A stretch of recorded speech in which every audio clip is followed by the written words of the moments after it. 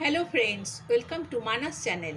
আজ আমি তোমাদের নিজের টবে তৈরি করা পালং শাকের পকোড়া করে দেখাবো।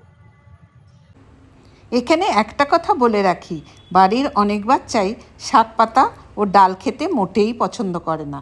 তাদের শাক ও ডালের ঘাটতি পূরণ করবে এই হেলদি পকোড়া। খুব ভালো করে পালং পাতা, পেঁয়াজ আর ধনেপাতা কুচিয়ে নিয়েছি। প্রথমে সামান্য ভেজানো মটরের ডাল, আদা, লঙ্কা আর সামান্য জল দিয়ে লবণ দিয়ে পেস্ট করে নেব। এবার পালং পাতাতে সামান্য হলুদ, ডাল বাটা দিয়ে শক্ত করে মেখে নেব। প্রয়োজন হলে সামান্য বেসনও দিতে পারো। ফ্রাইং প্যানে পরিমাণ মতন তেল দিয়ে গোল ও চ্যাপ্টা করে বড়াগুলোকে ভেজে নিতে হবে, এপিট ওপিট করে সুন্দর করে। এটি একটি হেলদি পকোড়া। যেসব বাচ্চারা শাক পাতা খেতে মোটেই পছন্দ করে না, তাদের জন্য একটি উপযুক্ত বড়া। আমার রেসিপিটি যদি তোমাদের ভালো লেগে থাকে, অবশ্যই লাইক, শেয়ার, সাবস্ক্রাইব করো।